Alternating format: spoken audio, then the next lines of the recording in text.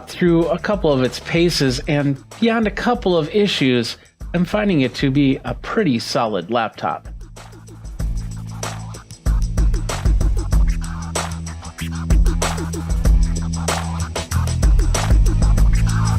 Thanks for watching this review. Go ahead, like, subscribe, and hit that comment bell for notification when the next video comes out. Here are the specs of the GWT-N1414BK, otherwise known as the Gateway Ultra Slim. I've also verified all hardware and specs using two programs, BellArc Advisor and PCMark 10. Inside the machine is an Intel Core i5-103 5G1 Ice Lake processor at 1.2 GHz, but can work up to a frequency of 3.6 GHz.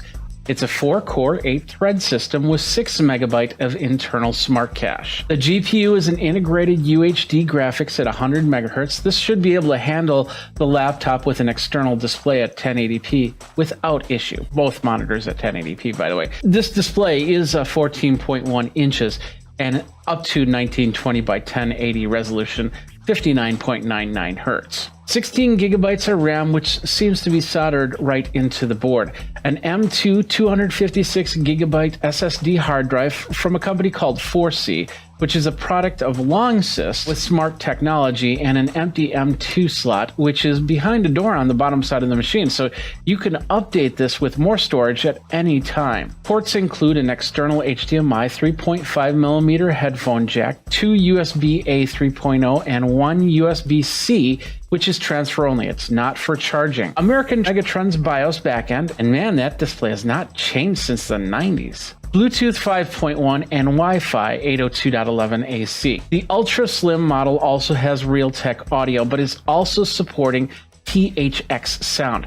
This is perfect for if you have a THX headset or 7.1 surround speakers. In initial tests, I found it to be perfect for late night movie watching or some simple game playing.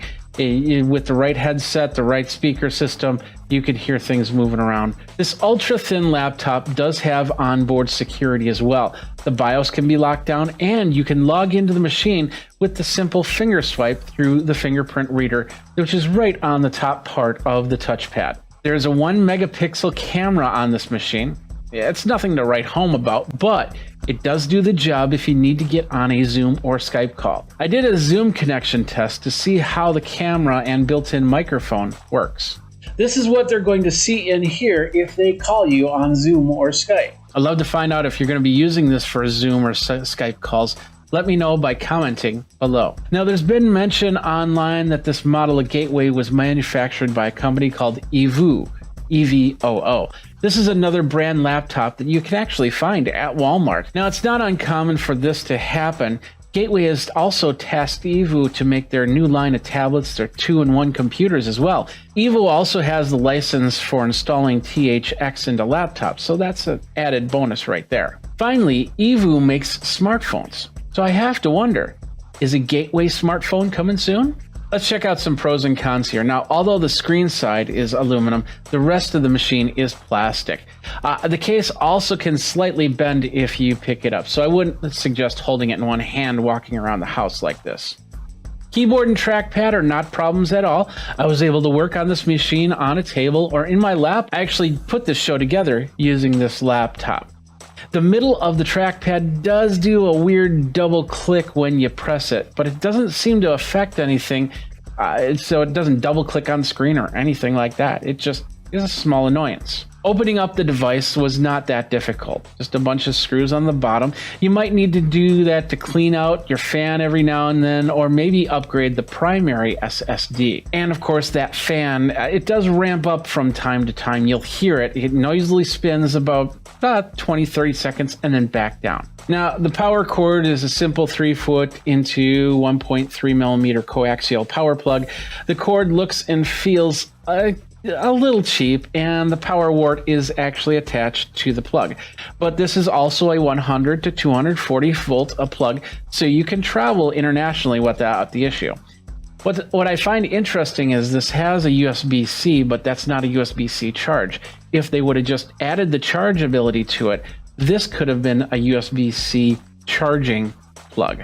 There is a 10-hour battery inside, and charging is not an issue. I was impressed when I had to charge it up, charged pretty fast, but even more impressed when I put the machine to the side for a few days, came back to it, and found a 90% battery. Another thing I noticed when I opened up the case was there was a spot for a backlit keyboard.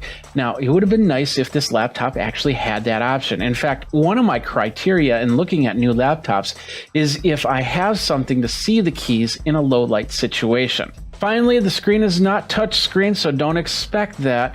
But a lot of laptops in this price range are pretty much the same. In all, the Gateway Ultra Slim does a great job for classwork, for surfing, for movie watching, and more. It's priced at under $500, and it competes with Dell, HP, and Surface equivalents using the Ice Lake processor. But what do you think? Are you looking for a computer for any type of classwork, any type of extra work, or anything like that? I've been looking at the different types. What do you see out there that's really sparking your interest? Let me know by commenting below. Don't forget to subscribe and hit that bell notification so you know when the next video comes out. My name is Jeffrey Powers. Thanks a lot for watching. Until next time, you guys geek out and take care. Hey everybody, Jeffrey Powers here from Geekazine. Today we're going to take a look at this right here. It is the Moto Drum modeler from IK Multimedia. It is a program that allows you to create drum sounds in your DAW, in whatever you need it to do, and a whole bunch more. Jeffrey Powers from Geekazine, Think Magazine, Put in the Geek. You got me. You can find me on all the socials, including Twitch and Twitter and TikTok and all that other good stuff. And today we're going to talk about the Moto Drum from IK Multimedia. Now, I've reviewed a lot of cool stuff from IK Multimedia in the past, and this is no different. It allows you to create drum beats. If you're not a drummer, you can create drum beats. If you are a drummer, you can create drum beats. You can attach it into your system, create MIDI, add these really specific, great sounding drum sets, and continue on however you want to do it. First of all, we got to talk about this. I did get a copy of this software to review from IK Multimedia. They did not pay me for this review. They are not editing this review. And of course, all opinions are that of myself and Geekazine. You can go over to geekazine.com/review to find out more on that. Now, let's get into this. Let's get in here. First of all, hey, you know, you can customize your sounds. You've got multiple kits and multiple drums that you can use. You can sync to multiple MIDI units if you want to. I got a couple MIDI units that I'm using, going to be using today. You can do real-time sounds. You can do pre-made grooves and a whole bunch more. The price, $299.99. Now, you might think to yourself, well, that might be a little bit too much, but for what you get, it really is not. It's just amazing. Now, I do have to tell you that I did get this software back when it did get released, and that was back in, I believe, September, August timeframe. The program was pretty solid. But when I was attaching MIDI devices to it, I wasn't getting the responses that I really wanted to see for this. They've since then not only have updates come up from Moto Drum, but also from the MIDI providers, updating it using for Catalina and for the latest Windows 10, and things have gotten a lot better. This is the website over here, Moto Drum. They have a full specs range, but we're going to take a look at the most important specs, and that is if you are a Mac user or a PC user, you can use this on either machine, and they work both great on either machine. For a Mac, you need a Core i5, support for AVX instructions, 8 gigabytes of RAM, 20 gigabytes of hard drive space, and it is a 64-bit plugin. So you'll need any program that uses a VS2 or VS3 or AAX. What we're going to use, we're going to keep it as simple as possible. We're going to use GarageBand. Just going to open it up in there. Of course, we're going to show you the interface first before we do that. Let's take a look at this a little bit more. For Windows, Core i5 also needs AVX instruction, 8 gigabytes of RAM, 20 gigabyte available hard disk space. On Windows 7, Windows 8, or Windows 10, ASIO compatible sound card USB port 3.0 suggested. And I highly suggest that you download the free Osseo. It's right here. I'm going to put that right there. And that's basically an Osseo driver that has the lowest latency that I've ever seen. Now, like I said, you need to have a program. If you want to use this for any program, you need to have a program that'll allow it to come in as a VST instrument. We're talking GarageBand, we're talking Reaper, we're talking Cubase, we're talking Ableton Live on there. There's a whole bunch of programs that are on that. You might want to look at your program first to make sure that it can accept a VST, an external third-party VST instrument. Adobe Audition does not have MIDI support, so Adobe Audition, you can't use it on this. You can't import the tracks or anything like that. I really wish that Adobe would get something in a MIDI editor that would even convert it to audio so I can put it in a little bit easier in my programs, but that's neither here nor there, just so you know. But we're going to use GarageBand, and if you've got a Mac, you've got GarageBand. Simple as that. And of course, Windows, you'll have to get some software to put on for that. But there's many different MIDI editing programs out there that you can use to. We are back. You are back. We're both back, Trebek. How you doing, Jeffrey Powers from Geekazine? And the timer didn't. Cheese and crackers. Actually, we'll take that out too. To go. Hello. So in about 14 minutes, we are live. We're live right now. We're live. Otherwise, I couldn't do this. Yeah. So we're live right now. Just getting a few things completed, and then we're going to talk in Wirecast Pros. Talk about Wirecast and what I've been doing in the last few weeks. Because, I've been crazy busy, and we'll minimize that for now. Crazy busy. I hope you've been crazy busy too, because that's important to be crazy busy. Now let's just check my audio. I had some problems with the audio earlier, and hopefully that sounds good. I got my headphones right here, and let's hear how this sounds. I got this plugged in the right spot. Perfect. 1, 2, 3, 4, 5, 6, 7, 8, 9, 10. Sounds good on this end. Hopefully it sounds good on your end as we are getting ready to go. So if you haven't been to a Wirecast Pros session, basically I use a program to do all this fancy switching called Wirecast. And in Wirecast, we do it this way. And so, of course, I host a group on Facebook called Wirecast Pros, and we talk about Wirecast specifically. So, so let's see, we got that. Let's go here. Got to add this before I forget. Make sure I got no sound there. I got this look going on. So this is what I'm going to be showing. Let's go into the settings here. Where's the settings? Edit shot. And that's interesting. So there it is right there. And I need to fill. So it brings it up like that. There we go. So this is me playing. Yes, it's going to be looped. Good. And then, so we'll do that. So yeah, that's what's going on. That's basically the drum set right now. So I wanted to show that. So let's get this. Oh, interesting.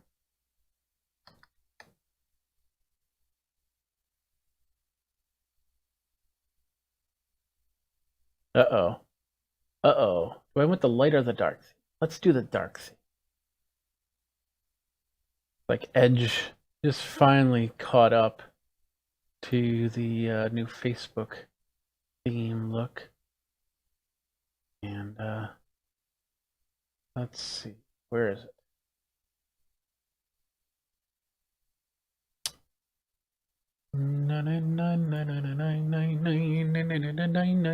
There we are. So, okay. So that's that. Let me show you that. So there it is right there. Looking pretty good. And I got that. I got that. So we're looking good on that. So that's that. Feel free to join Wirecast Pros if you want. Absolutely. Let's see.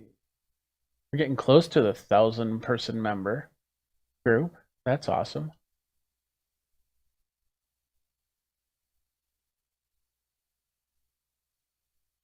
That was a weird sound.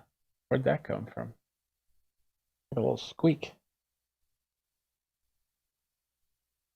Anyway.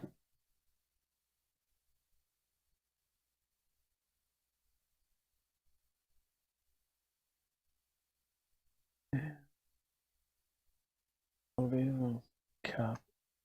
And we'll create. No, we don't want to create a room. We want to go live. Live video.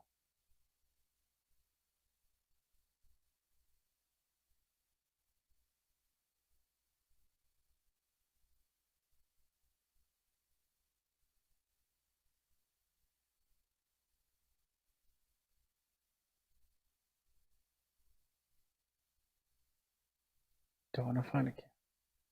Use the stream key. Stream. New.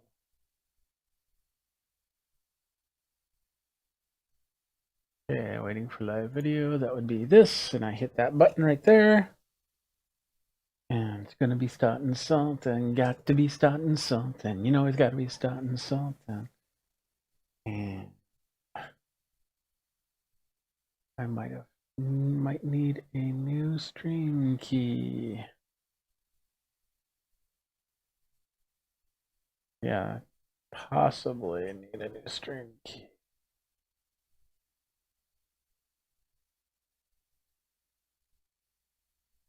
Let's copy. There. And we'll say that. I'll say okay. And now, there we go. Connecting to live video. Gotta love it when that happens.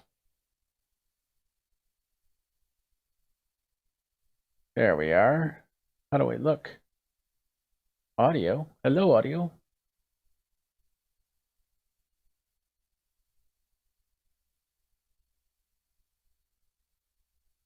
Ugh, that looks icky. What are we doing on the settings there? Let us stop the stream for a second.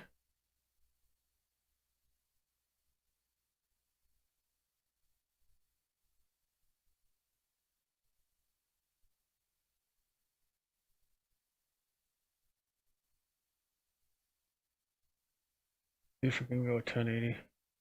We'll do 30. Just do that. Let's see if that works. Start to back up. There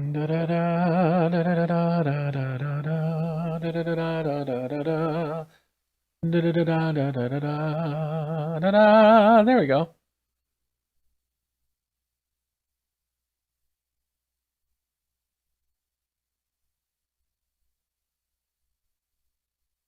It's let me do in 1080. That's awesome.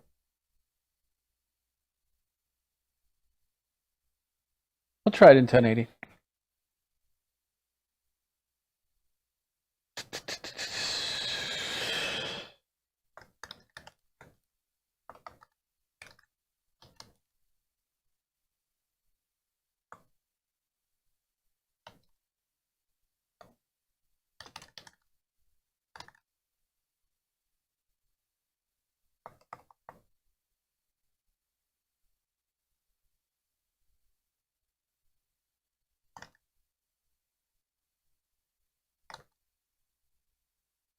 All right, so we got that. Let's do all that. Copy, and then we're gonna go Wirecast and Zoom.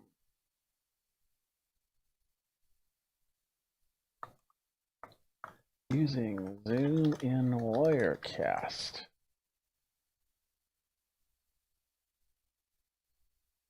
There. Got that going. We got about 6 minutes before we go, so I realized I'm sitting down, and I'm not going to be sitting down. I've decided to start standing for some of this stuff. Hopefully.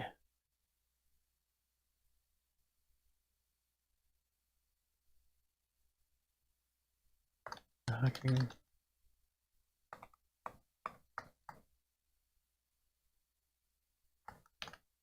Sitting versus standing. A live stream. That's what I want. Okay, perfect. So I'm going to be standing here, which means I need to readjust my cams. La da da da da, la da da da da, la da da da da da. And oh yeah, I gotta readjust that cam.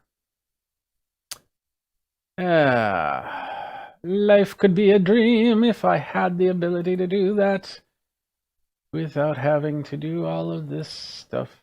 Indeed.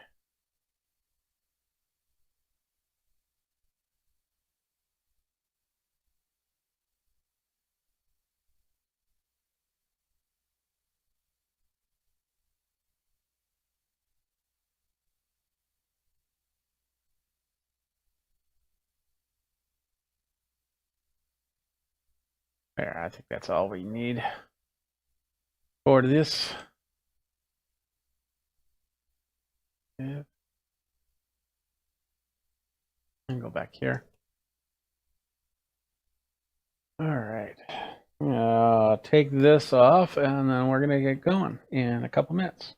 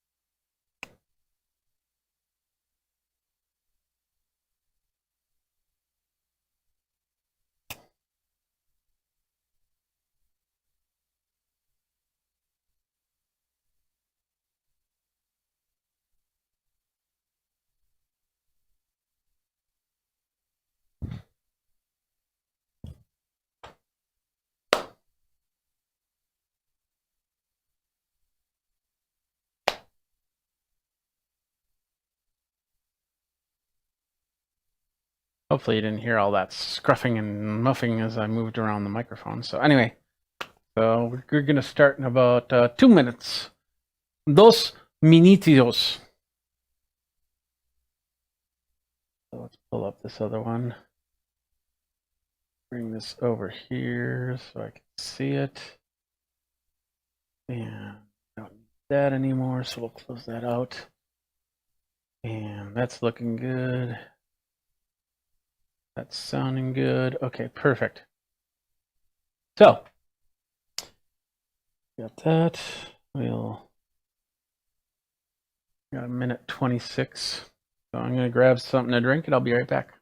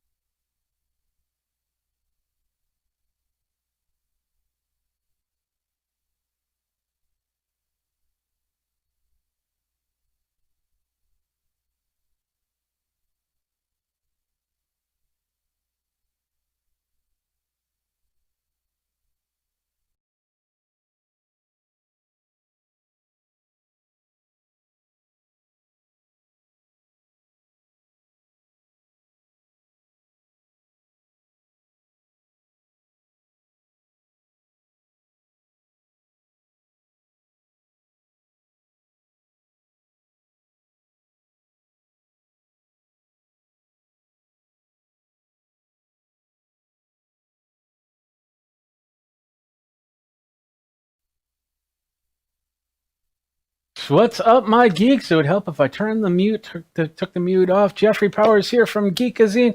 Welcome to another episode of Wirecast Pros, the show where we talk about Wirecast, we talk about live streaming, we talk about a whole bunch more. And it's been a few weeks, but I'm back in the saddle. I got a lot of stuff to talk about, and the biggest thing that I'm really working on, and I'm really working on this, is Zoom, and using Zoom and Wirecast in tandem, in harmony, together, building it all together, making it all part of the system here. So anyway, let's see if we're live here, because it looks like we're live. And yeah, sounds good. How do I pause that? Let's mute that. Anyway, if it's the first time you've come to the show, thank you very much for coming to this show. We try to do this every single Monday, but things happen. It's as simple as that. So so yeah, lots of things happen, and they happen, and they've happened, and we're happening. And now I'm babbling. I'm gonna babble.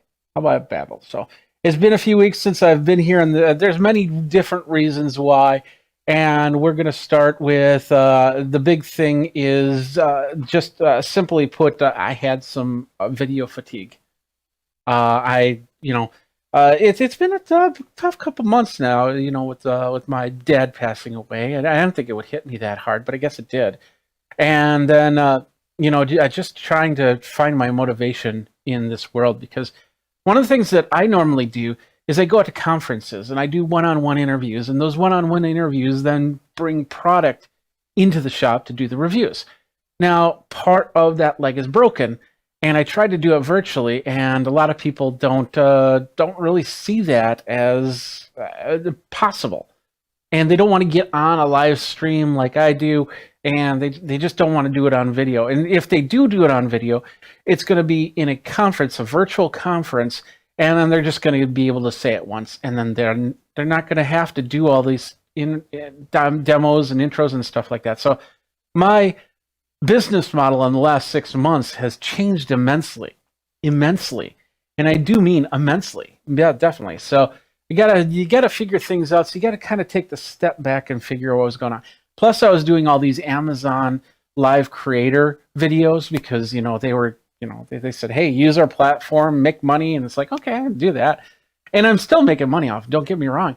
It's just it was trying to put this all in, and how if you took like a whole bunch of blocks and you held them together like this, and you tried to move around, hopefully not making all the blocks implode or anything like that. That's what was going on, and it was taking a little bit of time, and just kind of wrapping my head around how I want to do things. Do I have an answer? No, but I have purpose again, and that's the important thing. And so now I've gotten out of my head and started to realize, what am I doing? What have I missed so far? Because I do have some products over on the shelves over there that need to be taken care of, and I will be taking care of those very soon, and finish up some projects that we've been doing. The other thing is, it's been conference season for me, and I'm doing a lot of Zoom conference recording and sending off into other events and things like that. So it's been just going from one thing to the next thing to the next thing, and trying to wrap my head around it. Plus, at home we're trying to stay as safe as possible, minimal outside contact, and of course, with jobs, Jennifer's job is not as lucrative. I don't know if that's the right word. She could get more work, and it's tough because she's not a 9-to-5er. She gets job per job. But anyway, the whole point is that spending a lot more time at home, which is great, but it's also starting to weigh me down. Now, I've done this, stayed at home for years, so you figured that would be easy for me, but it's not, because I would still do things to make interaction happen. Like, for instance, when I used to do my podcast, I'd go out to a coffee shop and spend a couple hours putting the show together, and then I'd come back in here. I could go to a coffee shop. It's very possible. but then I'd be wearing a mask a lot of the time, and I'd have to limit how long I've been in there. And I do have areas to kind of get away from the world here, and that's what I've been doing. But I hope that you have figured out how you stay safe and stay in your domicile and not go crazy, because I don't think I've figured it out just yet. So the other thing that happened during the conference is I had some internet issues, and I couldn't figure out why. I ended up having to call Spectrum, because Spectrum is our internet provider, and they came out, and it was the day of one of the conferences where my 24 stream machine, which is the machine that streams out a lot of my video. That if you go over to YouTube or Twitch or something like that, you go to Geekazine, that's the video you'll see. And I was over there, and yeah, the internet was just horrible. I was getting about 50 megs down. I have the 400 down, 20 up plan. I was getting 50 megs down if I was lucky, and I was getting 2 to 3 megs up. And when you're getting ready to do a conference, that's just not going to happen. It's just not going to happen. So called them out there, and they said, "Oh, we can't be out there till that day at like noon." So luckily, I'm testing what's called an SD-WAN. SD-WAN is a device that basically bonds two internet signals to one. So I hooked up my phone as the second internet signal. I hooked it up into Spectrum just to get as much bandwidth as I could, and then it just basically went back and forth during the session. They came out twice to fix the lines, because apparently squirrels got into the lines and bit the lines. So that's kind of crazy, right? Yeah. Okay.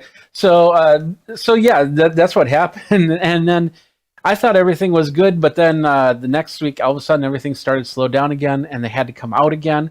Luckily, it was a lot faster this time, and they fixed a lot of things. I ended up getting a new DOCSIS 3.1 modem, which has a lot more to it, so I'm really excited. Ever since then, I've had some pretty good internet, and I haven't seen any issues, so I'm happy for that. I really am. So anyway, so that's been what's been going on here, and it's been a lot of great stuff, and I'm gonna hunker down.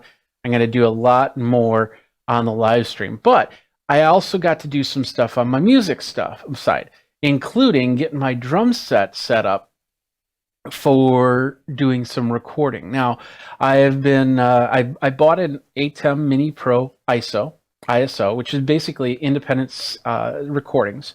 So I can plug in 4 cameras, and out of those 4 cameras, I can record from the ISO. Now, I can do that from Wirecast as well. You can. But the reason why I did this was twofold. One is I wanted the backup plan, and that thing right there, that ISO ATEM Mini is going to be, when I start flying again, that's going to be in the rig, because I can hook up multiple cameras into the system and then still have some bandwidth to hook up more into Wirecast. And I've got the plan in my head, still working on all that. But with the drum side, I don't want to have a computer close by, and that would mean getting a new box and getting a new card and doing that. This was the easier way to do it. I can record 4 channels separately, and then there's the 5th channel, which I can mix as I go. So I have this little plan set up. In fact, let me show you. First of all, let me show you a couple things here. I'm going to show you right now. That's my overhead cam. So if I walk over to my overhead cam, I can wave. Hello, I'm right here. So that is the setup there, and that's just one camera. And there's only one camera hooked up and on right now. But I've been doing some initial tests. Let me do this. There's going to be no sound to this. But this is basically how it's going to look. I'm going to be playing the drums, and there's going to be music at times, and it's going to do a carousel flipping through a series of macros. And as you can see, we've got technically three cameras going: the main cam, the overhead cam, and the side cam. And I think that's now just doing one camera. I think what happened in that video was it stopped doing the carousel after a while. But then you saw the foot cam, And if you've ever watched drum videos, you know that the feet are just as important to look at as the drums itself, because there's a lot of work going down, forelimb work basically. So I've been doing a lot of that, and now we've got this. I got this set up. I like how it's set up. I brought in a couple poles to bring in lights into this thing, and then of course the cameras. I'm using, believe it or not, I'm using GoPro Hero 4 blacks, and and the reason, basically the biggest reason why, is because I went to eBay and I found that these things are super cheap. And for a Hero Black, I've never been a big fan of the Hero Black, but in this situation, the overhead camera looks awesome, and I even have a newer action camera from a different company, and the quality is just horrible. And so I stopped playing with those action cameras, and I said, well, I'll just get the 4 black because they're cheap. They're $60. So and I can wrap them around my drum set pretty easy. Now, I can do a lot more with Wirecast and with this ATEM Mini. So yeah, I could do four switching back and forth, and then the 4 separate tracks. But then I can add a couple cameras to this Wirecast session, and I can record their ISOs as well. And then I can bring this all into an editor, like for instance, DaVinci Resolve or Premiere Pro, which is what I normally use, and do the multi-mixing from there for an output. So I could do something live and have something interactive with the live, but then I can put out a video afterwards with even more cameras and go from there. And of course, we also do, with my band, we do the stay-at-home shows. So now I can do 4 cameras switching all around my drum set, and then the guitar player can have a camera, and then the bass player can have a camera, and the other guitar player can have a camera. And with that, we now have the ability to do a whole bunch more. Now, live, when we go live for the stay-at-home shows, it'll be a pretty straightforward 4-panel thing. But we can then do some post-processing and really push out really cool videos. And that's where I'm going with that, and I'm really excited on how that's going to look. So, all right, let's see what else we got here. We are streaming for the first time at Facebook in 1080p. If you're watching on YouTube and Twitch, that's still at 720p, but I'm trying the Facebook at 1080p. So tell me what you think of the quality of that. I'd appreciate it if you're getting a lot of stops or anything. Let's see. Oh yeah, the other thing is, I don't know if you've noticed this, but I am a little bit more freeform, a little bit more floating, and I am standing for a lot of my stuff. I did a review of a Gateway laptop that's come out, and that was a sitting review because of the fact that I had product there that I showed off. But when I do things like my Focus, which is a new show on YouTube /Geekazine, I am going to try and stand a little bit more. I feel that there's a little bit more, having that movement, a little bit more energy into the videos, and of course, it helps my gluteus maximus and my heart and all those other things. I know, kind of healthy type stuff. I don't know. Anyway, so the whole point is that I'm going to start standing, because you know what, especially in Zoom rooms, you see it all the time. I did a lot of these interviews for these conferences, and so many people that sat down, and then some of them got really ugly in their sits. And you're going, what does he mean ugly in their sits? So basically, so you're sitting in, I can't show you because I have the camera's positioned the wrong way. But they were slouching, they were like this, and I want to talk a little bit about this. And I don't even know I did that accent. The whole point is that I want to have a little bit more energy, have a little bit something different. And I've noticed that people that are standing have better reaction, and they have it's more energy. And the fact that I'm hands-free now, the fact that I am standing and moving around a little bit, so I can actually talk. I could be doing like a conference, And I do have space, and that's one thing about the studio is it's got a little bit more space than your average room. The person that's doing this on their in their living rooms with because they don't want the kids to run around or anything like that. But I have this ability now to move around and talk about different things. And then if I was doing a presentation, this would be perfect because then you see the presentation, you see me moving around, and I think you feel a little bit more energized. It's like, yeah, I need to get up and walk. I need to get up and move. I need to get, and so that's why I decided to take the stand, no pun intended, or pun intended, either way, and go from there and see what happens. Let me ask you this question. Speaking of which, standing, I've been dealing with figuring out camera positions. And the big thing is I need to get the table, I need to get me, and then I need to get overhead shot. This is a zoomed in shot. So if I showed you the regular shot, let me just do that really quick. I'm going to show you the regular shot and then reposition this, which I shouldn't do, but hey, you know, we're going behind the curtain here. So this is the camera position. And if I was to say how my camera is set up, if in the standing position, the cameras would be hitting right here, center would be hitting right here, right at my geek out on my shirt. And with that, so that way, if I decide, okay, I need to sit for this, I can bring over my chair like this, and I can sit down and go from there. And if I need to stand up, I can do the same thing. All I have to do is reposition the camera in the video. So, which is what I'm going to do right now. Because of this, I've noticed when I need to do any type of excuse me, any type of lost my train of thought, sorry. If I do any type of reading off of scripts or looking at the screen behind me, because I don't have a teleprompter right now, that I need to try and look at that camera lens, and of course that looks down. But I noticed as I was looking at the lens, like I'm looking at it right now, and then I look at myself, look at it, I don't look like I'm looking at the camera.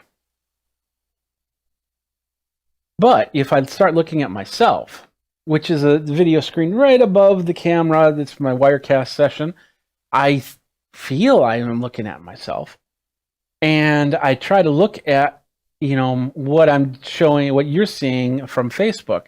And I'm noticing, when I look at the lens, my head's tilted down, and my glasses, eyes are getting away. But if I look up and I look straight at myself looking at me, I see myself looking back at me without, like for instance, if I was looking, let's say the TV was a little bit higher, so I'd look like this, and then you'd notice if you looked at my eyes, you notice that I'm not looking at you directly.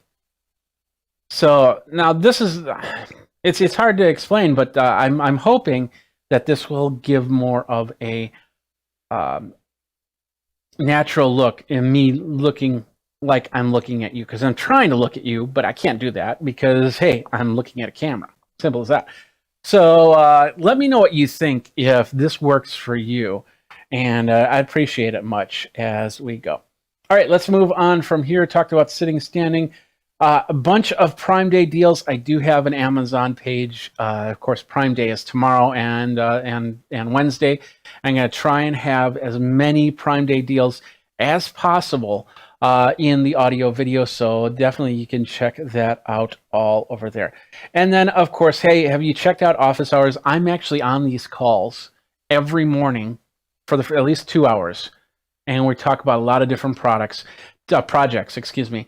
Today we were talking about how to get your sales on, work your business so you can get more work, and how you present yourself and things like that. So it was a very informative discussion. We picked each other's brains. I asked questions, that's for sure. I don't know everything about this, and I would definitely needed to get some more work into my wheelhouse here. Because, some of the stuff I have to pay for, some of these reviews I have to pay for the product. And that's tough. That is tough to figure out how I'm going to get the money to get another phone or another tablet or another whatever. and sometimes I get lucky, and there's this company that sends me a device that I get to use, and then I either give it away or use it for the show. But it's few and far between that really happens.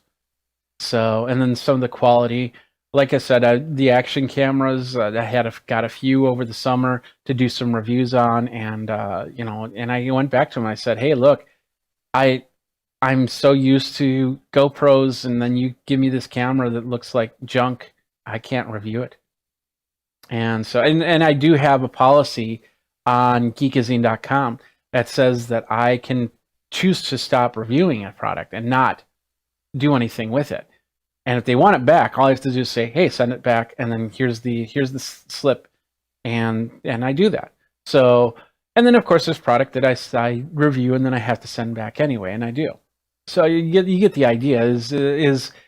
I'm sometimes I have to pay out of pocket to do some of this stuff, and I want to do more, but that means getting the budget back up, and not traveling. That makes that budget tougher because there's less content and back and forth. So, all right, let's see. The other thing is I do have, one of the things I did get is the Mercury Pro Dual, which I've been doing for a lot of video stuff. And you can set it up in a RAID. And so one of the things I want to do is I'm going to test it on Wirecast to see how the RAID ability through USB-C works on the OWC dual drive. And so I'm really excited to have this in shop and do some more testing here. Finally, let's welcome our new members, Bill, Edgar, Tehran, Scott, Viet, Jay, Kurt, and Rajesh. And that was only this week. I know that there were a few weeks back there. So I appreciate everybody that's coming in and asking questions. And of course, we are live, so you can ask your questions here. Please ask your questions, and we'll go from there. Like, for instance, Marcin says, watching on Facebook, it does kind of look like 720p, or that 1080p is just very compressed. Well, it should be 5 megabits per second, 1080p. So, and I'm looking at myself back. I won't really know until I actually look at the video after this show. But we'll yeah, I don't know. If it doesn't look any better, I'll probably go back to 720p. Because in all reality, when it's on Facebook, a lot of times it's expirable content, which means that you'll watch it once and won't watch it again. You might not even watch it more than a minute and then not watch it again, unless it just keeps showing up in your feed. And then usually stuff like that is it's super viral. You end up seeing it several times. So I'm going to readjust this camera angle because it's still, I want a little bit more of me in here. There we go. I should get it so the table's involved. There we go. That's what I'm looking for right there. So we'll zoom back here because I have the main shot and then I have my zoomed in shot and then back to there. So Michael's going, this is exactly what I was trying to do today, running a Zoom on a different Mac and connected to a PC with Wirecast via ATEM Mini ISO. Really? One thing that I don't do with the ISO is I do not use the USB-C into the computer. I use the USB-C to do the recordings. I'm pointing at the hard drive that I have that has all the videos on it right now. But I use that HDMI out, that multi-viewer HDMI out, and I bring it into Wirecast that way. And I kind of adamant about that because we've seen so many problems, especially on the Mac side. People have been using that USB-C, and then the audio sync is just horrible to the video. Whereas HDMI, it's just almost instantaneous. And right now I have it connected to an HDMI cable into my Magewell, which I will talk about in a second. Now I'm thinking about this. But I also use my NewTek Connect Spark. And then I'll bring that in via NDI into here. And mostly I use Wirecast in this case to monitor what's going on because I don't have a screen over there. But I can also do recording, and the plan, like I said, is when I got other musicians in the studio here, we can then have multiple shots, more than just 4 cameras covering this whole thing. And that's pretty cool. That is very cool, I think. So, all right. Michael goes, yes. Audio was terrible, hence I gave up. If you go through, I found if I go through the HDMI, and I do the adjustments of the audio, and I do have the ATEM Studio up here. Let's just bring this up really quick. We can go over here. The ATEM Studio, and then I go into the audio. This is what I have. This side I use for any type of interviews or if I do any type of me talking head stuff. This is if I use anything for that drum set right now. But you can see how I have this set up with a little bit of compression, a little limiter, and an expander in there, and that's for the vocals.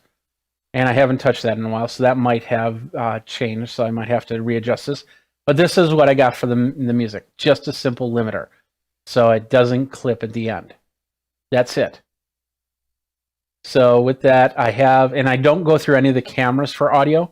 I am not a fan whatsoever with that idea, because it never works. It simply just never works. And so hold on a second. Adjust that. A little problem there. There we go. Anyway, so I don't use the audio from the cameras unless I absolutely have to. And when I do use it, then it's very sparsely. That's the word. Everything I try to run through a mixer. And you might see the mixer in this setup here. Let's see. Do you?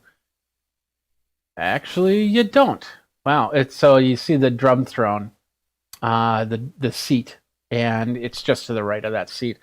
Normally, I'd have you'd see that in shot, but once again, I've been readjusting the shots.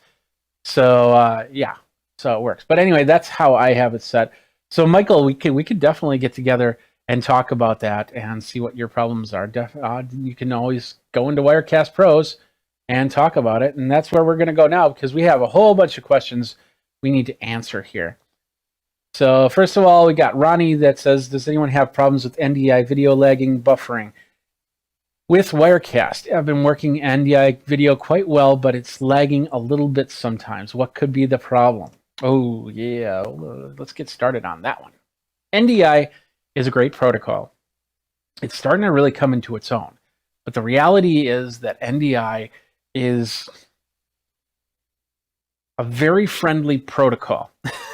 What do I mean by that? Well, simply, when an NDI connection happens, it's shooting out its connection, and it doesn't care who receives the connection. Once again, super hard to explain, but think of it about electricity in the house. If you've got a plug and you got a circuit, that circuit goes to the plug. But let's say that circuit goes to several plugs, and you can create a new plug just by simply putting a plug into your box. And so you could have, if you have like 3 circuits, let's say your kitchen circuit, your living room circuit, your bathroom circuit. Let's say you put NDI into your living room circuit.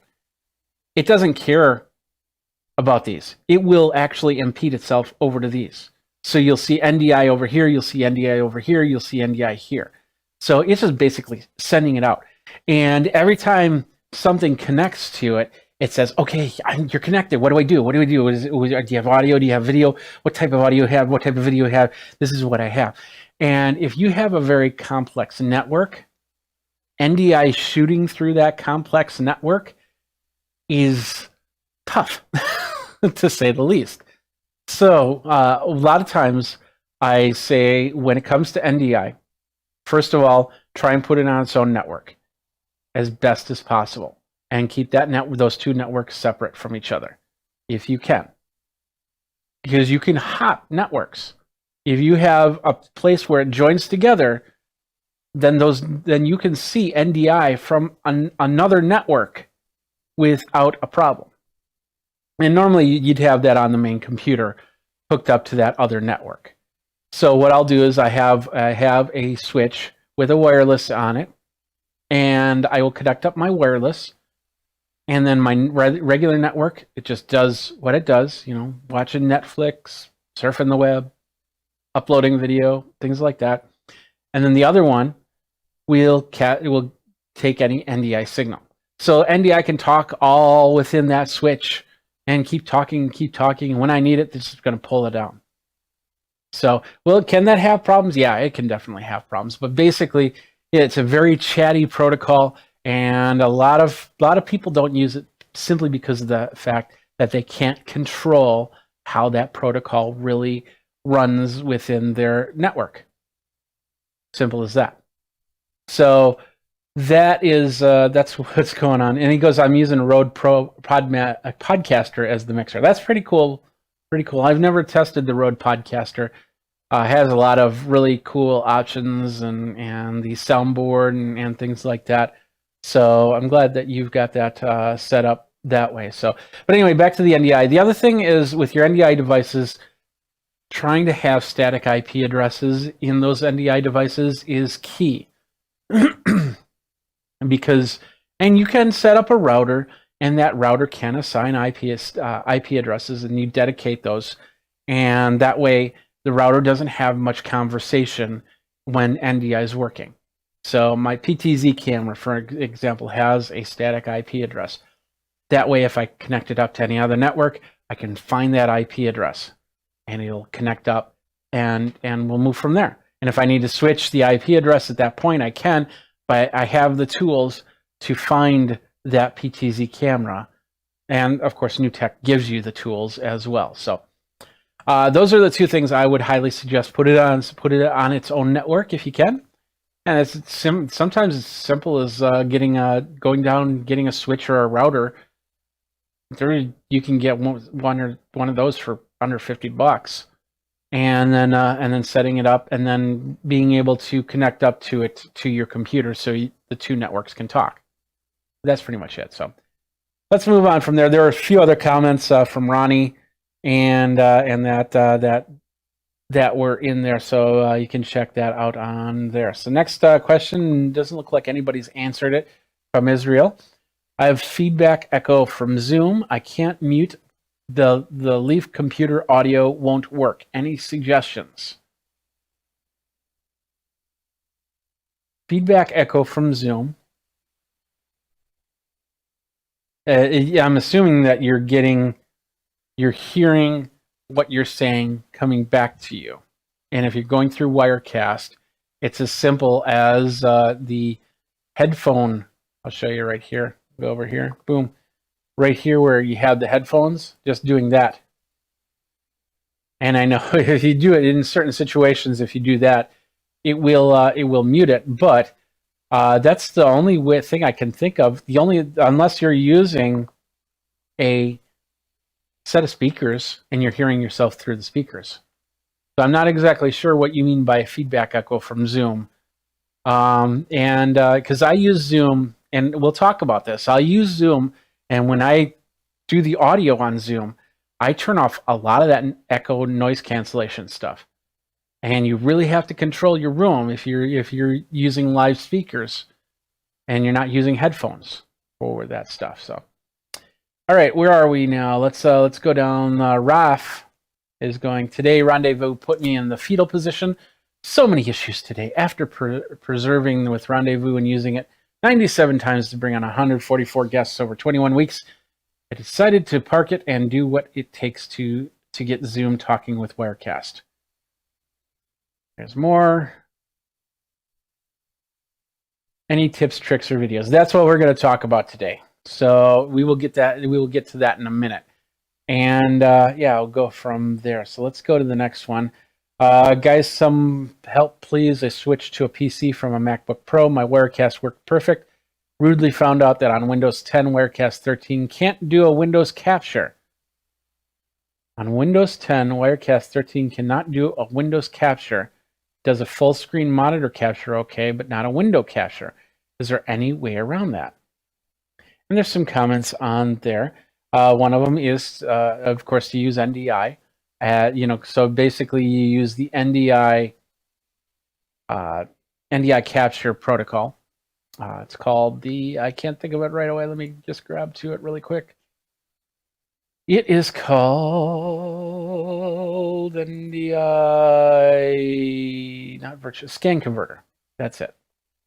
And then scan converter, then it will, you can choose a window on the screen, or you can choose an application as well.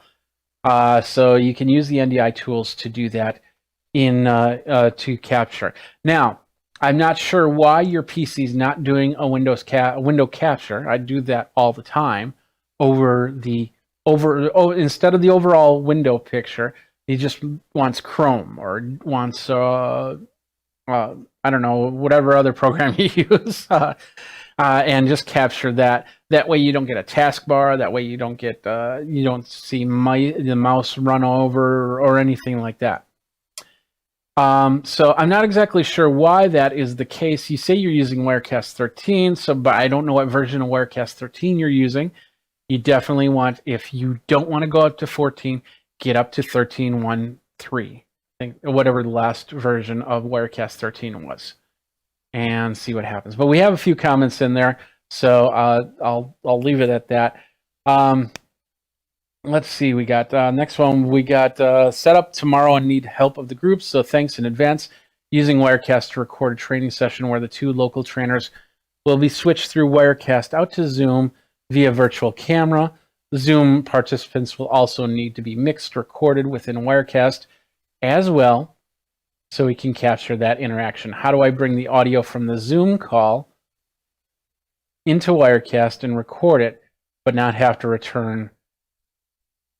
That is a tough question, and one where we could definitely talk about that. And that seems to be the crux of the last few questions. So maybe we should get into here really quick. Before I do, we do have a question from Marcus here really quick. But before we do, I do have to say one thing, and that is in the last 3 weeks, I have not been using a certain video card. Excuse me. I use a Magewell Pro Capture quad card, which allows me to bring in 4 video sources. And I haven't been using it since the second beta came out of Wirecast. Time was 13.2. Now it's 14. And I've brought it up several times, and they finally got a fix to it. And this is not just the Magewell card. Certain cameras will have this issue where all of a sudden the video will be lagging from the audio, and it can go up to 5 seconds behind. And excuse me, we finally got an answer to that, and basically how they're doing the sync of the audio and video. And now there's going to be, hopefully in the next version, I saw a little bit of it, there's probably going to be an option to say, use this type of coding, time code, basically, or use it this way.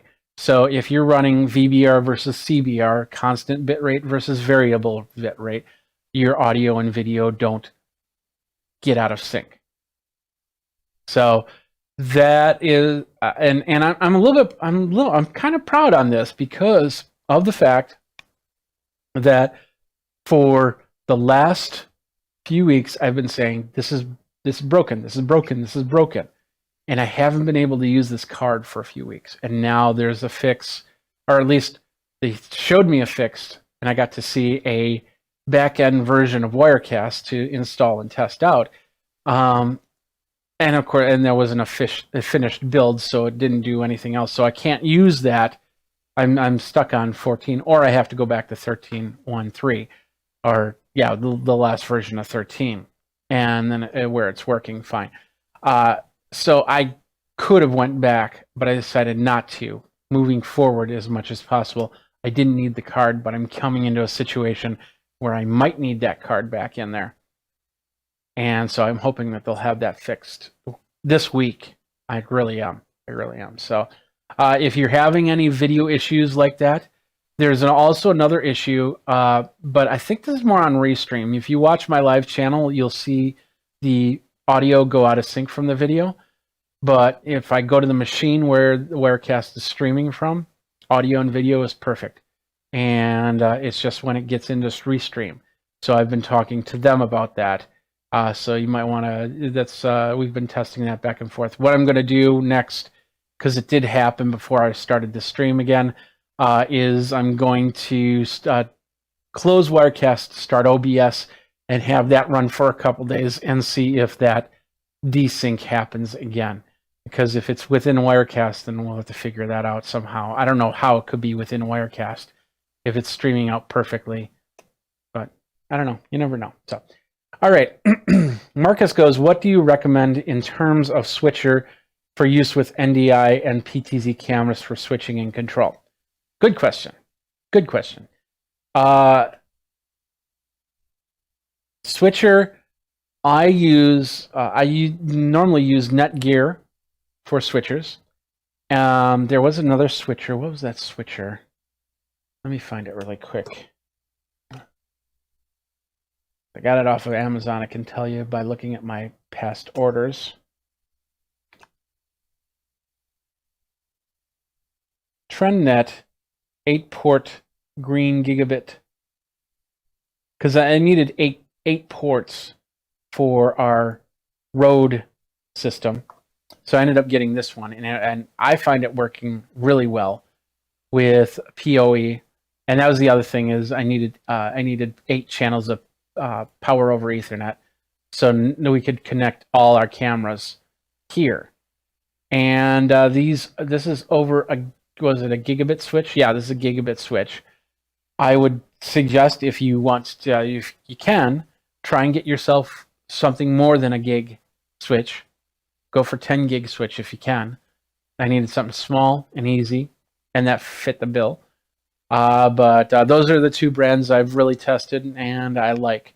So TrendNet and Netgear, PoE types switches is what I use right there. So, answer your question, hopefully. Thank you. All right, let's talk about this Zoom and Wirecast. You know, we're living in a Zoom apocalypse. And by the way, Zoom has Zoomtopia. So if you, it's on 14th and 15th, sign up. It's free. Just look for Zoomtopia. I thought I had that in the show notes, the link in the show notes, but I'll put that in after the show.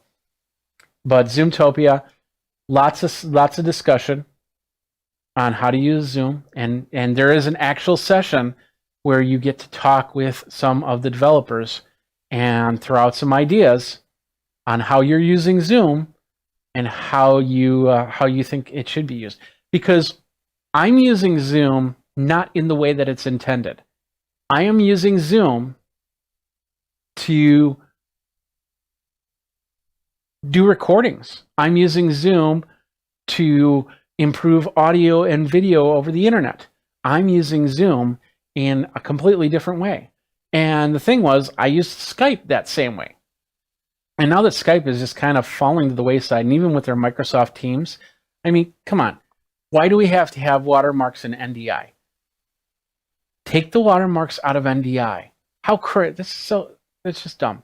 It's just dumb. And so Microsoft Teams, I'm not using it. There is a talk of NDI coming to Zoom, but don't expect that to be the greatest thing since sliced bread. Because I have a feeling if Skype's putting a little bug, you know, not my Geekazine bug, but they had their Skype bug on an NDI screen, Zoom might do the exact same thing. So you bring in an NDI signal, yeah, there's a watermark right there. Can't get rid of it unless you cover it up, and which is sad.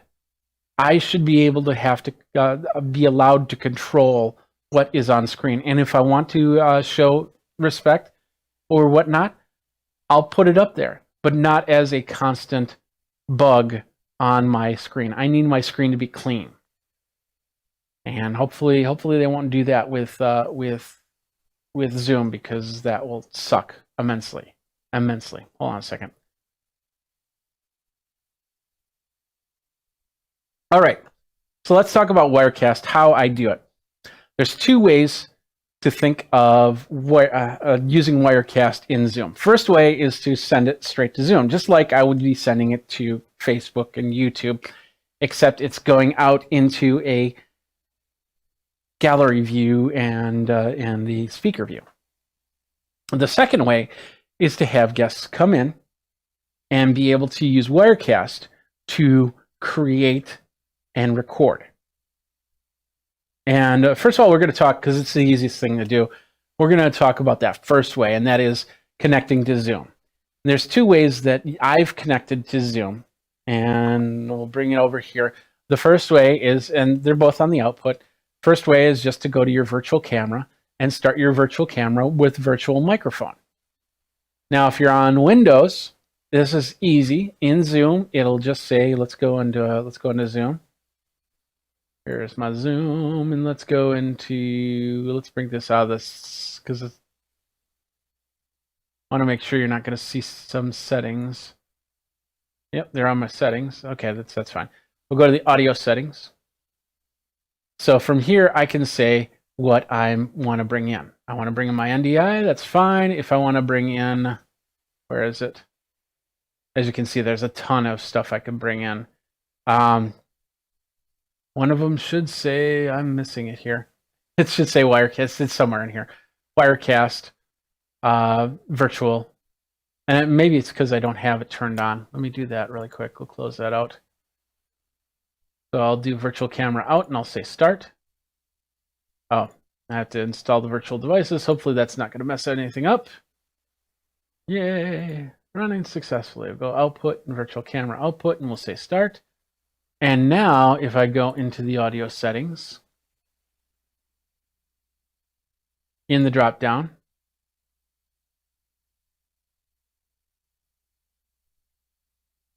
microphone, Wirecast virtual microphone driver.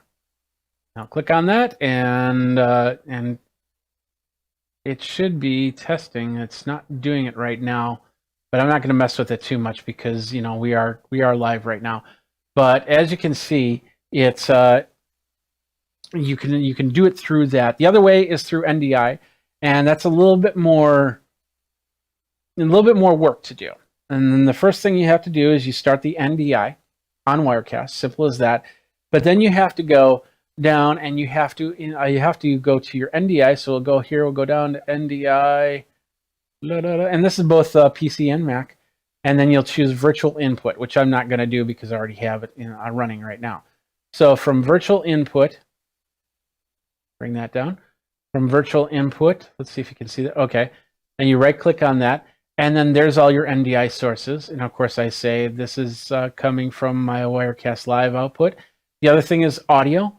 You want to make sure that you might have to bump it up 20 dB when you're going to Zoom. Otherwise, it'll sound too quiet.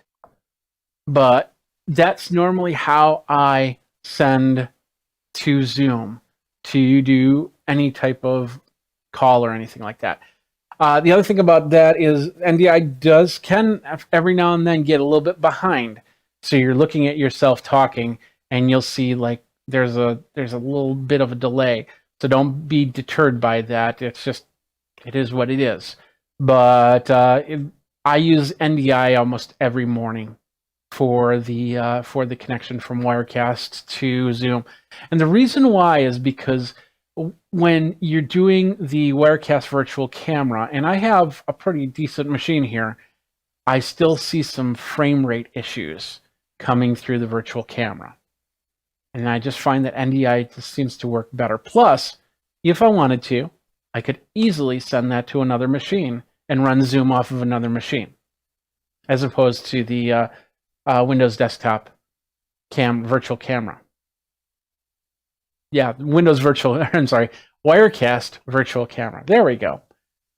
So, but that is how I go into Zoom for any type of conference or call like I do every single morning for office hours. And you can be a part of office hours too. You can be an attendee. I don't think I have the link in the show notes. I was going to put it in there, completely forgot. I'll put the link in there later, so go ahead and check that a little bit later. unless you're watching and I've already done that, then just check right there.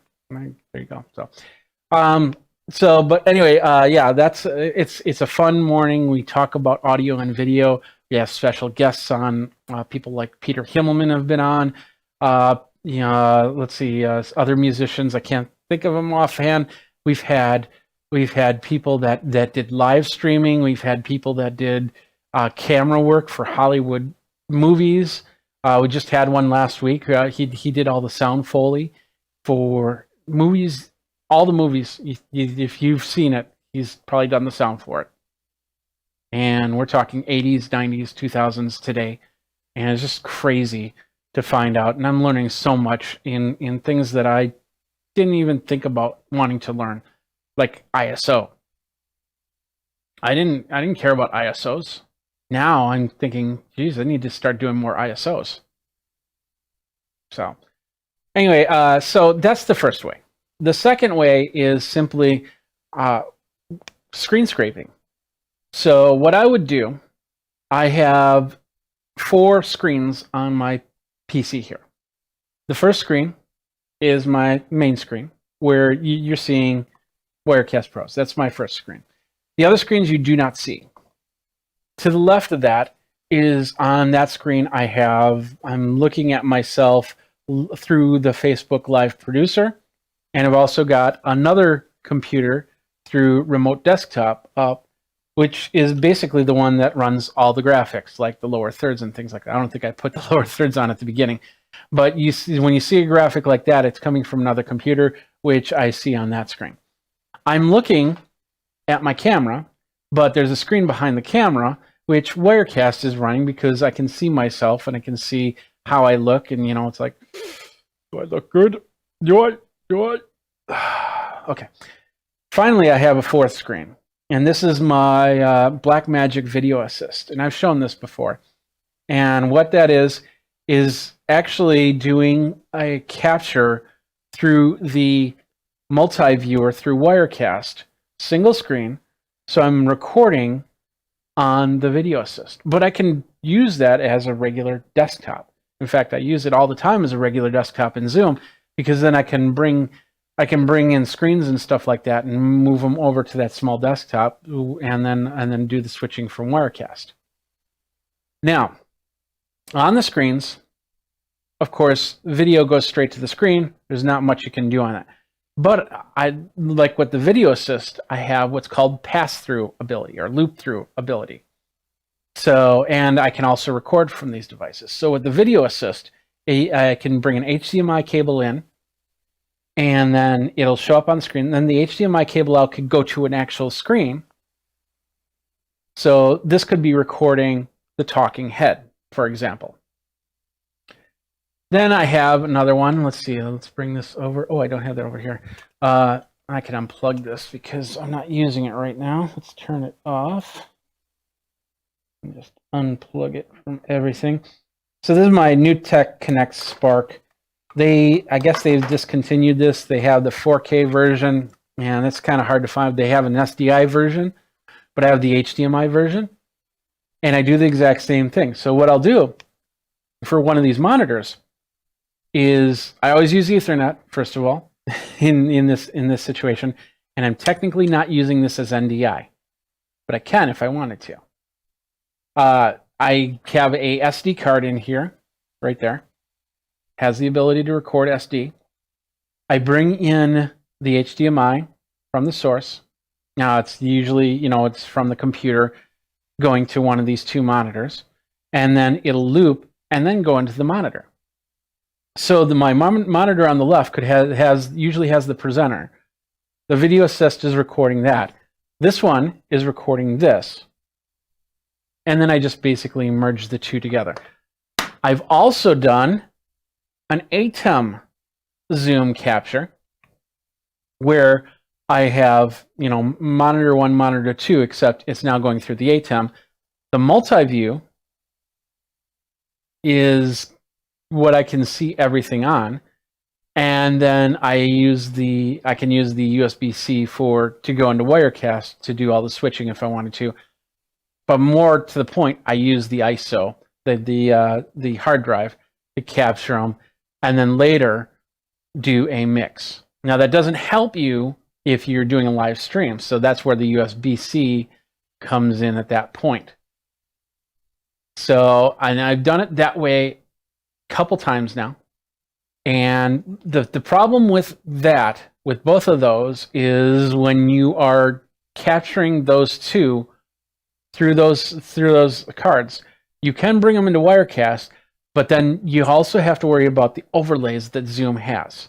And what I mean by overlays is like on the bottom corner, you have the name. On the top, oh, John has joined the room, and all of a sudden it drops down. And if you don't mute your microphone and you have the mute on Zoom, then all of a sudden a big pop-up happens saying you are muted. And that can ruin any type of conversation. Now, if I'm doing a person just doing a talking head and a presentation, I mute from my pack, my microphone. That way there's no sound coming into the computer. That way Zoom thinks to itself, oh, and nobody's talking, so I don't have to worry about it. And then I just have to worry about those little overlays, like if somebody joins the room, which doesn't really happen when we record, or if somebody tries to talk or anything like that. And then you just have to crop out. So in this case, if this viewing area was the Zoom viewing area, I'd have the person back a little bit so I could crop out probably that much. So I'd zoom in about 10%. So there's no name on the bottom corner. There's no little yellow border around there. And I've come up with some really, really awesome videos with this. Split screening. I do a lot of split screening. So the presentation's like right here, and then the presenter's right here, and maybe lower thirds or some other graphics, and I can control those. And I do a lot of that off the Stream Deck, so I don't have to have anything up except for the secondary computer. The thing about Stream Deck and Companion is if you are controlling another computer, that other computer's remote desktop, at least I haven't found any other way to do it, needs to be up on the computer that you're using. Otherwise, it's just, for some reason, it doesn't take the buttons. I don't know why. It just doesn't. And I noticed that Stream Deck actually added New Blue Titler FX, which is what's on this other computer, this remote computer. So maybe I'll be able to bring that in and fix that. So those are the two basic ways. Let me get this out of frame here. Those are the two basic ways that you can bring in Wirecast into Zoom and use Zoom to create content using Wirecast. Now, the other thing, like I said, you can use, if you've got two of these, you can use these as NDI devices, and then you can have your main computer just take care of the person and the presentation, and then these shoot out NDI into your Wirecast, which would then allow you to do your mixing. You can also use an HDMI splitter, but I have not really tested HDMI splitters on this option yet. I've heard people having problems with that, so I tried. It hasn't come to that point where I had to do that, split it, and then have it on one computer and capture it on another. But you can definitely give that a try. Unfortunately, you can't go into a computer and then back out because the latency from that will cause problems syncing up the presentation and the presenter. But those are the things that I do. And one other thing that I do, and that's what this cable is right here. This is, in my computer, this is a line out. And this line out goes to my mixing board. And when I'm doing that type of situation, for the most part, I will send this to a mixer where it will do a little bit more than just bring in audio. Because, and even though Wirecast does have some VST stuff to EQ and compress and all that, my mixer does it a lot better. And it's easier for me. I got a QSC Touch Mix, which is a really nice mixer. Bought it for the band, but I use it for here all the time. I have EQ, lots of EQ on it. I have a compressor, I have a gate, I have other effects that can help bring in a decent sound. Because face it, sometimes when people show up with their Zoom calls, they're using a really bad microphone. They're using the camera from their laptop. In fact, that's the best part about doing IT conferences is when you get somebody that has their laptop on their desk and they're looking down like this. You can say, go grab one of those books that you got, for certification. Yeah, those books are awesome. They're thick, like Little Women, thick. Nice thick book. They put it up and then it brings it. All it does is bring it up a couple inches, and it makes a world of difference. Just A, you're not seeing their ceiling, and B, it's a little bit more eye level. And if everybody did it the way that I'm doing it right now with my camera, yeah, it's a high-end camera, but you put your laptop there and then have your TV where your presentation is, because that's all people do is when it comes to something like that, is they read their PowerPoint presentation. This is a lot more interactive than what a lot of other presentations are. So when I'm doing that part, I'm also thinking about how it's producing, how people are seeing this video. Is the presenter looking at the camera or look like they're looking at the camera? I've had people have where their monitors are up here and then they're like talking like this. And it's like, are you talking or are you thinking? But what they're doing is they're looking at their presentation because their camera is below their monitor, or their monitors to here and their cameras here. So they talk like this. I have one show where I have the other person is doing all the explaining. So as being the learned person, I'm always looking this way, like I'm looking at the presentation, like I'm soaking up the information. And when I want to talk to you, I talk to the camera. And then I go back here to soak up more information. But when you're doing it as a presenter, it looks weird. So we're at Wirecast Pros, and this is a great place to be at. And if you look over here, you've got, let me get up. We'll do it this way.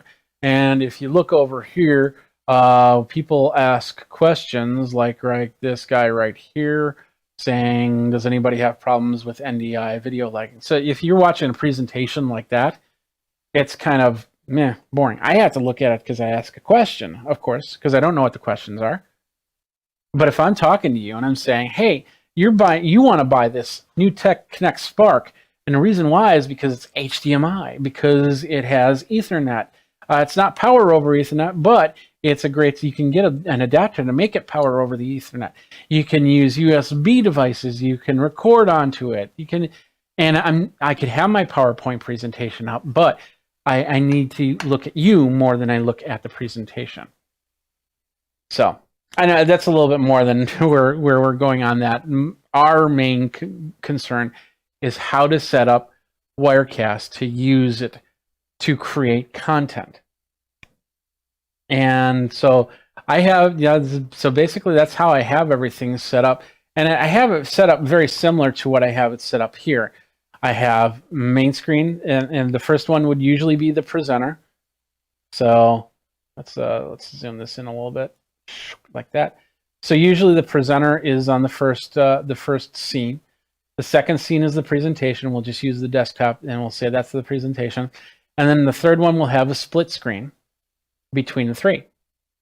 Now, if there's anybody else coming in, let's say there's two people presenting, sometimes I will create a second scene, and then I'll zoom in, and I'll try to get as 720p as possible on those videos, and then I'll bring that first person in on the first shot and the second person in the second shot. I'll have the presentation on the next shot, and then this last one will have those two presenters, except instead of side by side, I will split the screens so they'll be on top of each other. So it'll still look like this scene right here, except there'll be a person up here and a person out and down here when they're side by side.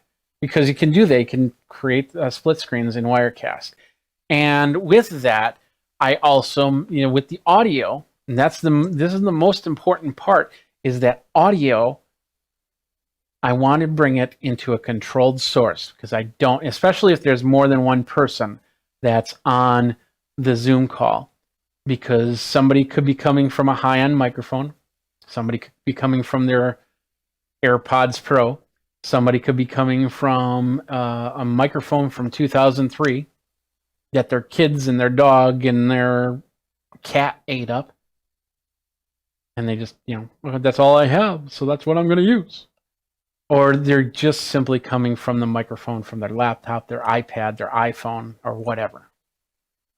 And you got to control that. I mean, in some cases, you can say, okay, no, we're not going to do this until you get a good microphone.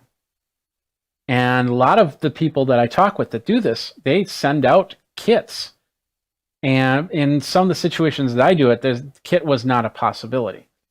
Sending out a portable kit wasn't in the cards, wasn't in the budget. So we have to deal with what cards we're given. So I have to be able at this end to control the sound, control the video as much as possible. And that's what I do. So, all right. I think that's pretty much it. I know. Oh, I guess we had some more questions here. I'm sorry. What's the most important settings in a switcher for NDI? The most important setting for a switcher for NDI is that it doesn't, let me do this, it doesn't control your streams. Switchers, all a switcher does is it connects A and B. That's it. It's not supposed to do anything else. So if it has some sort of antiviral protection on it, or if it has some sort of VPN thing on it, or anything else like that, all you should just turn it off if you can. So switcher, let's see, if you have a controlled switcher, turning off any type of protection, any type of antivirus or whatever, if there is something like that on there, if it is a switchable port, if it says, okay, I can run at 100 megabits per second or a gigabit per second, set it to its highest speed every time. And then, any other settings, just turn them all off. As dumb as a switcher can be is what you want. Simple as that. So, all right. And then Marston says, a little lost here. Are all these computers you have get imported into Wirecast somehow? Yes. Keep in mind when I do Zoom into Wirecast, I'm using one computer. Most of the time, I'm using only one computer. I try to keep this as easy as possible.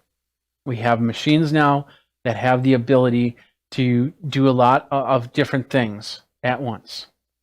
And this machine, which is a Ryzen 7, it's got the RTX 3070 card in there, 8 gigabytes, excuse me.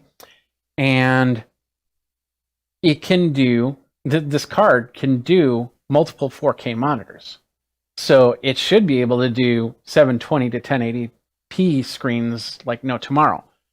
And I have 4 screens set up for it, but each of those screens have a use. So hopefully that helps there.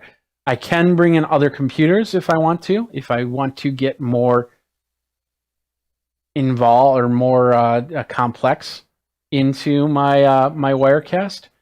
So, and a lot of people do that. They made at the beginning, and it wasn't way before Zoom was around.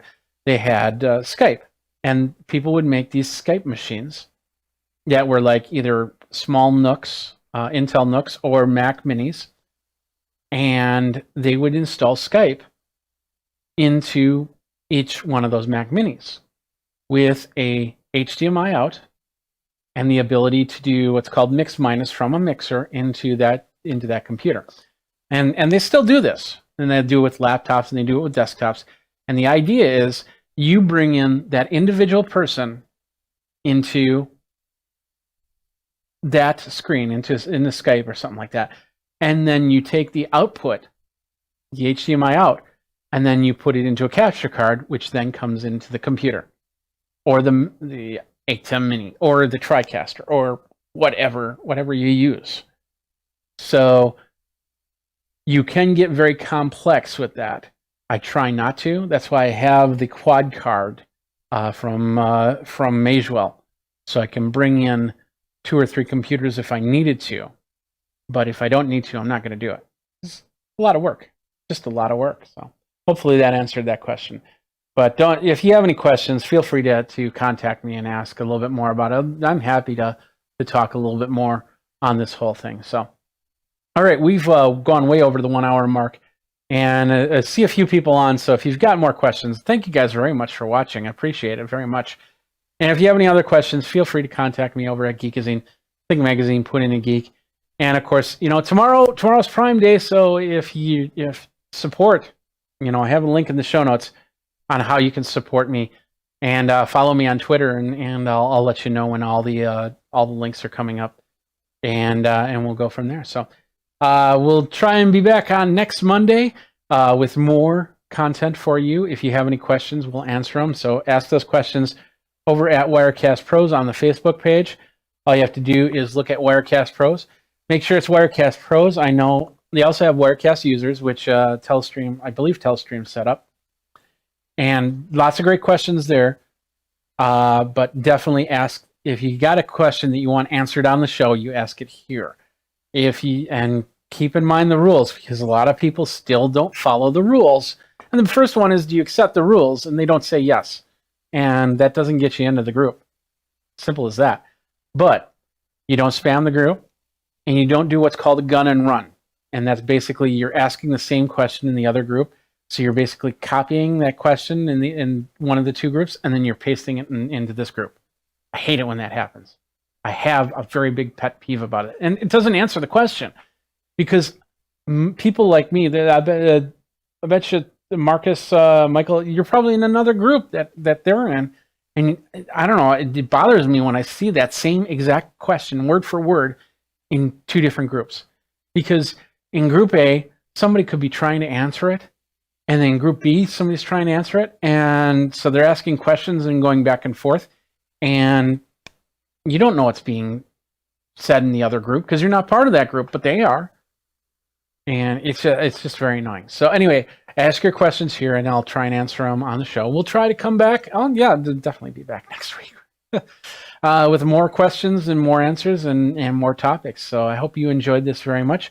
Thank you very much for watching. Until next time, you guys geek out. And we'll see you. Go ahead and follow me over on Geekazine, and take care. Bye.